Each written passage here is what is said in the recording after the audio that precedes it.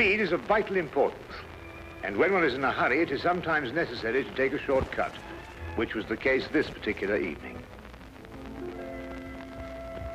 There are men in London who, out of shyness or sourness, have no wish for the company of others. Yet they are not averse to comfortable chairs and the latest reading material. For their convenience, a club was started which forbade its members from taking any notice of each other. If a member talked, it was a black mark against him, and 3 such marks rendered him liable to expulsion. Sherlock Holmes was neither shy nor sour, but he joined the St. Denis Club because he found the atmosphere soothing. True, I'd always been diligent about not disturbing him here, but tonight I had come on a matter of the greatest urgency.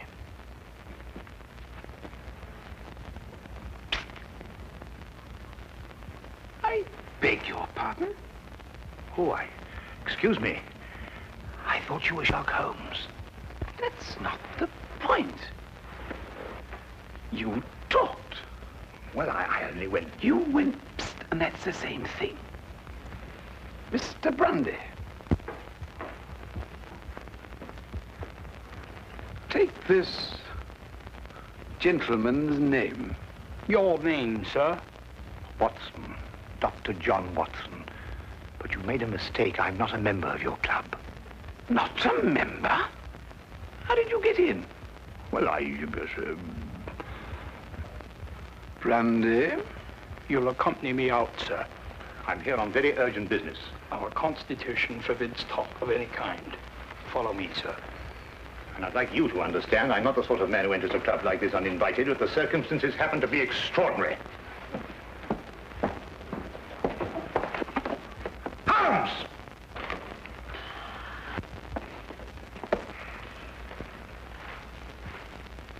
I must ask you, sir, not to attempt to... I don't believe such an incident has ever occurred before. Well, really? Holmes! I've never been so humiliated in my life. Why didn't you speak up in there? Because it's against the rules of the club, old chap. Oh, hang the club. This desire for privacy can go too far. What if an emergency arose? Yes, and perhaps to prevent that happening again, we'd better move down the hall a bit. Now, you were saying... What if an emergency arose? You can speak up now, Watson. What I'm trying to say is, what if an emergency arose and your presence is urgently requested? Nobody can put a hand on you. And I'm here, my dear chap. You just disproved that. Oh, really? I'm only isolated here from triviality. Well, there's nothing trivial about this. There's a man waiting for you back at the flat, a man by the name of Dubec, Claude Dubec. He's had an experience that make your blood run cold. What sort of an experience, Watson? He watched a man being tortured. Tortured? We'll find a cab outside. Yes. Come along, then.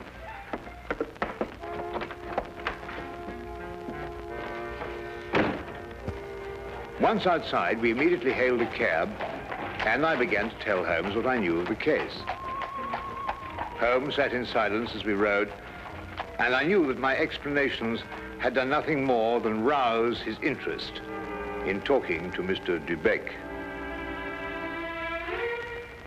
Perhaps it was a nightmare. I'm no longer sure. But I saw a man being tortured, starved to death. I was powerless to help. Here, drink this. It'll do you good. Thank you.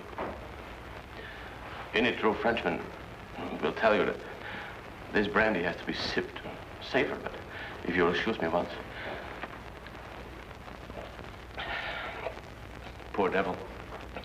Maybe he's still alive.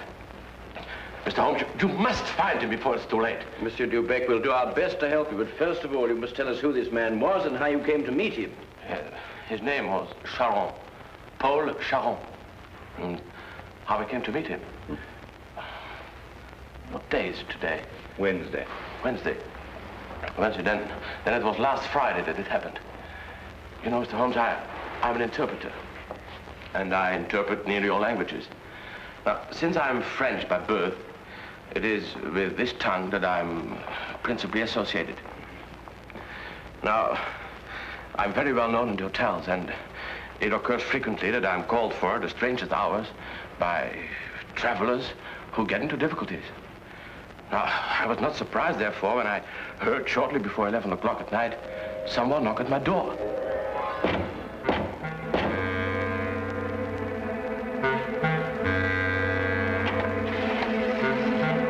Mr. Beck? I'm he.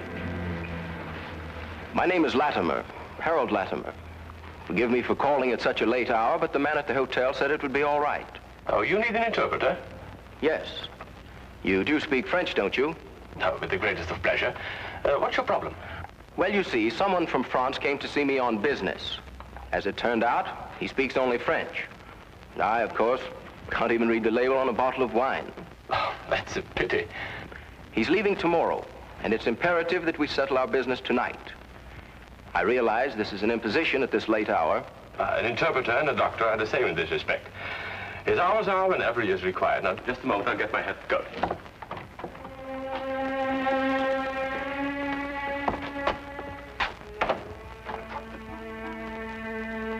Mr. Latimer had a cab waiting outside. I didn't think to give it more than a passing glance. However, there was a strange atmosphere as I entered. One can sense such things.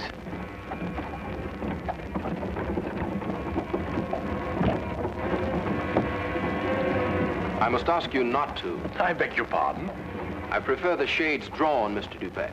But they cut out the view. That's exactly their purpose. You'll forgive me, but I have no intention of permitting you to see the place to which we are being driven. What's the meaning of this? You shall find out. Soon.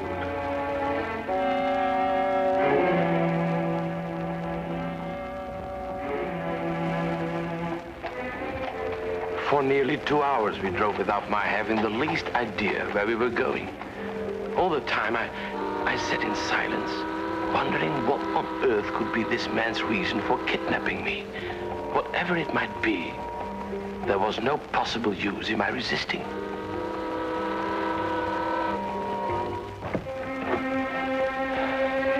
We've arrived, Mr. Dubeck.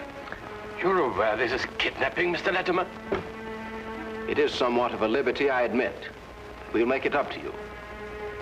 You may get out.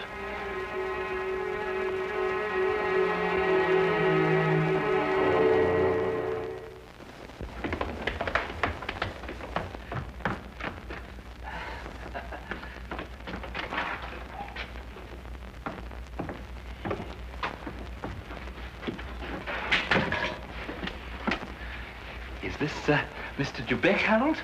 Yes. Well done, well done.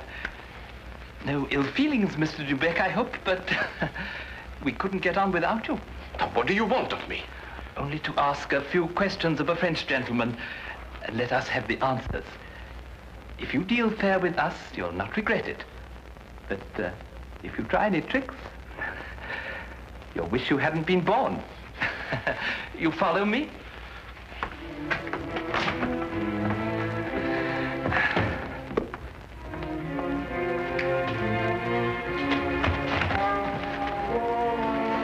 We put him in one of these so as to move him more easily. What have you been doing to this poor man? That is no concern of yours.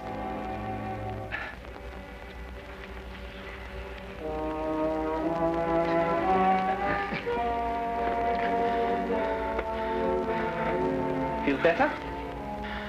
Cochon. Salaud bandit. You don't have to understand French to know that is not a compliment. But no matter. Ask him if he's prepared to sign the papers. For your own good, be quick about it. Acceptez-vous de signer les papiers? Jamais. Never. Tell him he is doing her no service. Vous ne lui êtes d'aucune aide. Laissez-moi lui entendre dire. He says, let me hear her say so. Tell him he'll go free if he signs. Signez et vous serez libéré. C'est alors que je ne serai plus jamais libre. He says, then he will never go free. Then he knows what awaits him. Translate that. Vous savez à quelles conséquences vous vous exposez? Peu m'importe. He says he doesn't care. Stop that! It is only the beginning if he persists in being stubborn.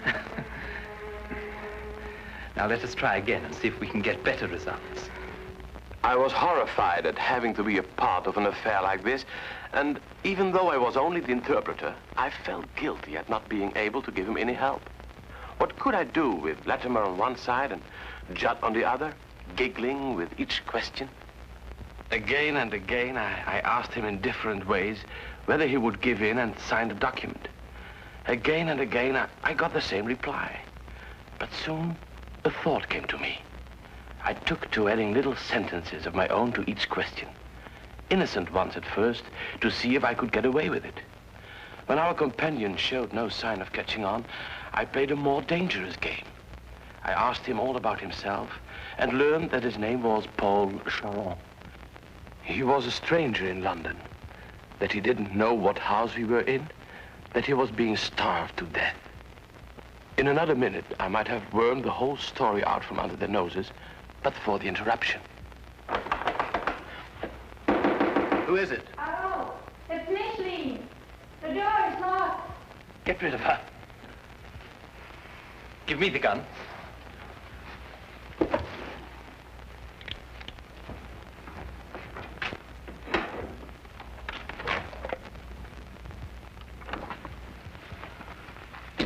Micheline, dear. I thought you went to bed hours ago. I couldn't sleep at all. I can't think of nothing but Paul. Now, Micheline, there's nothing to worry about. But he should have been here 2 days ago. It isn't like Paul to do something like that. Something must have happened to him. Nonsense. I'll wager anything that he was delayed somewhere on business. Then he would have written to me. If I don't hear from him by tomorrow, I will go to the police. Micheline! Paul! He's in there! Micheline, what's the matter with you? Have you taken leave of your senses? But it was Paul's fault. It was nothing of the kind. But I did, I heard. Would I lie to you? If Paul were in there, wouldn't I tell you? Judd is in there. Judd. That's all. Oh, well, I don't know what's happening to me. Now, darling, it's only a case of nerves. You'll be all right after a good night's rest. But it never happened like that before. You've probably never been under such a stress. But it's foolish. If something happened to Paul, you would have heard about it by now. The fact that you haven't is proof enough that all is well. You're probably right. Of course I am. I'll take you back upstairs.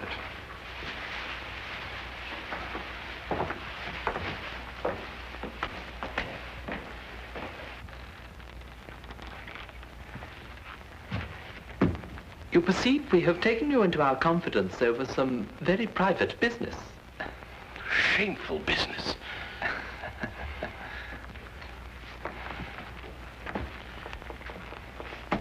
Necessary business. But it would not be to our interest if you spoke to anybody about it. Therefore, I am paying you a fee such as you have never before received in your life.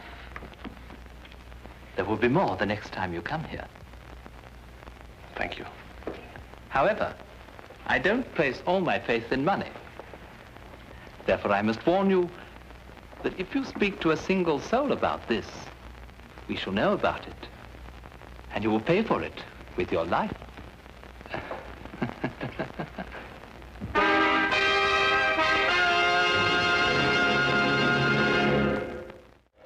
This man, this evil man, escorted me back to the carriage and took his place opposite me. We drove for about half an hour, and the shades were drawn as before. And then we came to a stop, and he ordered me out. I walked for a mile or so, and then I found myself at Wadsworth Common, and there took the train to Victoria Station. I see. And there, I presume, your adventure ended. Yes. Now, I should have gone to the police right away, but I feared for the man's life. Now, Mr. Holmes, someone told me that you worked with a complete discretion. Oh, you can be assured of that. Mr. Holmes, would you please try to find him? I'll try, but you must realize that my success depends almost entirely on your memory. I've told you everything. Only everything you were able to see. I've told you everything. I repeat, Monsieur Dubec, only everything you were able to see. I don't understand. Well, on the way to the house, you saw nothing because the blinds were drawn in the carriage. Uh-huh. But you could still feel and hear, couldn't you? Now, as you were going along, could you tell whether it was a rough or smooth road? Oh, yes, now I know where you're getting at. Well, during the first part of the trip, the road was smooth. Mm-hmm. And then we seemed to turn off on a country road. A country road? Yes. Now, when you were going along that part of the road, did you hear anything like cattle or poultry or sheep? Sheep? Yes, that's what I heard. Now, think hard. Was there anything else? Oh, well, now I remember. I remember a horn, a foghorn, something like a coal barge passing by. I see. Now, what part of the journey would that be exactly? Toward the end, I'm certain. Was there anything else that you can remember? No. Oh, yes, something about the house. Yes, we left the house, and then we seemed to pass through a huge storage room. Yeah. And under the floor, I heard something like rushing water. Water? Yes, a stream. But it couldn't be, but that's what it seemed like. Thank you, Monsieur Dubec. I think I have all the information I require for the present. Have you already found out where he is? No, but I have all the facts at my disposal. It's now only a question of time. Please, Mr. Holmes, you don't give my name, because if they ever found out that I've been here... You can depend upon my keeping your confidence, Monsieur Dubec. However, I would urge you still to be on guard. I'll be careful, Mr. Holmes. Good. Thank you. Good night, Mr. Watson. Good night.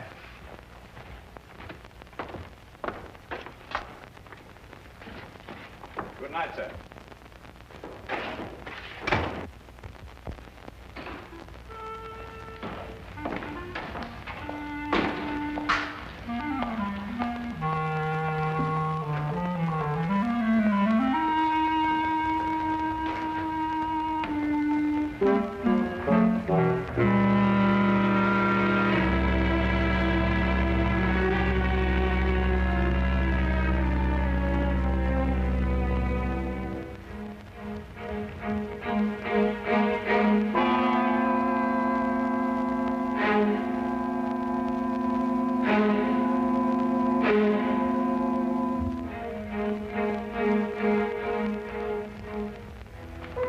Well, now, Watson, you were listening to what Dubec had to say. Have you any theories? In a vague sort of way, yes. Well, let's hear it then. Well, now, it seemed to me that this young French girl had been carried off by this English chap, Latimer. Oh, but carried off from where? Or from Paris, I suppose. Well, the young girl could speak English fairly well, but the young man couldn't speak a word of French. Inference, the young girl had been in England some time, but the young man hadn't been in France. Well, then we can presume she came over on a visit to England, and this man, Harold, persuaded her to run away with him. More than likely, Watson. Then this Charon, the prisoner, brother or guardian, decides to come over on a visit from France. He meets Latimer and his associate, and then for some reason decides against signing away the girl's fortune, of which he is presumably the guardian. The men then resort to force. Excellent, Watson. I'm quite certain that you're not far from the truth now. Well, it's only simple logic. Yes, and with simple logic, we'll find the house. It must be here somewhere. And when we finish translating the facts that Dubec has given us, an X will mark the spot. Now, let's see.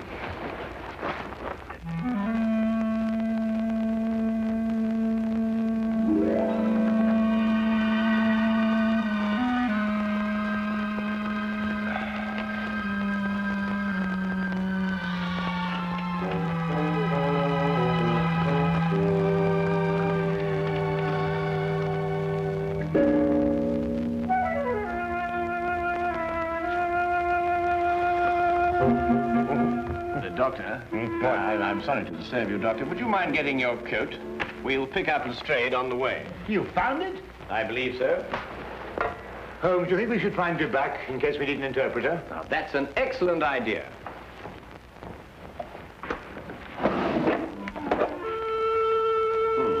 And from what I've heard, I believe these may come in handy.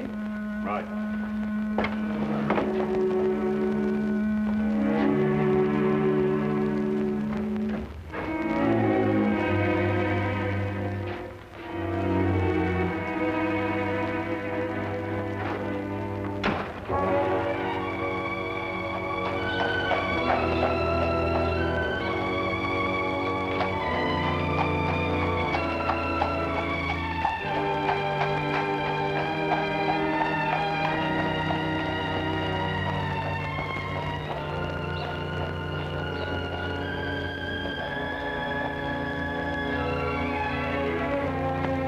De Beck had his lodgings just across the river, and we decided to walk there.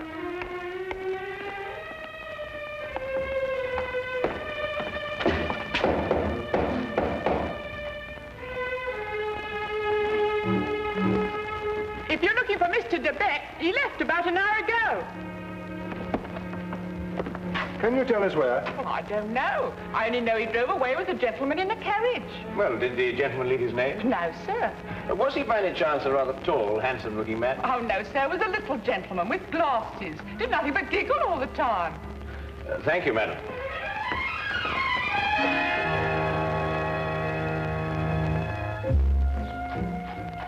Even the weather seemed to be against us, and as we found our cab and started on our way, it began to rain.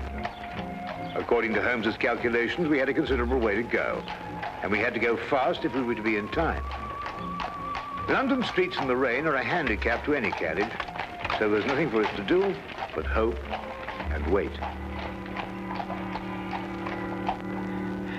À manger. Comme de la manger. Does he still say no? He asked for food. Have mercy on that poor man. He will be fed the moment he signed the papers. Tell him that. Signez, mon vieux, et un repas vous sera servi. Je n'en peux plus. Je signerai tout ce qu'on voudra, mais qu'on me donne à manger. He'll sign. At last.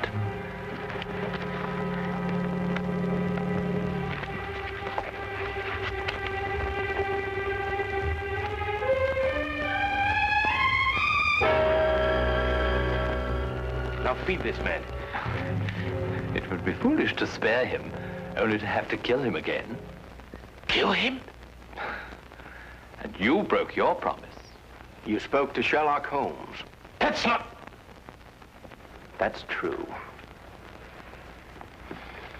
There's no point in lying, but you couldn't tell him where we are.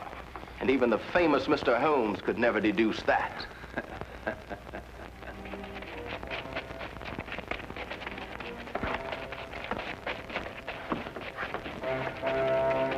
There are some men coming. Quick, open the trap.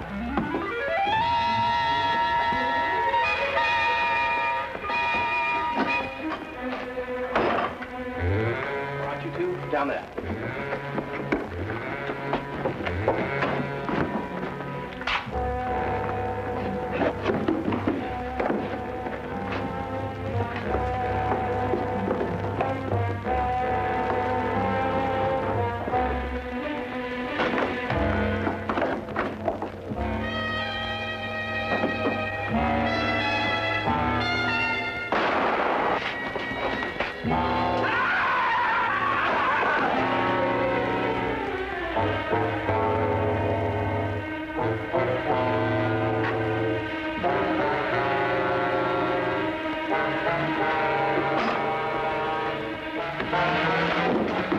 Who are you? What do you want? Does that answer your question? The property was rightfully mine. I'm her husband. It belonged to me. But he controlled it and wouldn't sign it over to me. He found out you were a thief. You can't take me to jail. I only tried to get what was coming to me. I'll see that you do.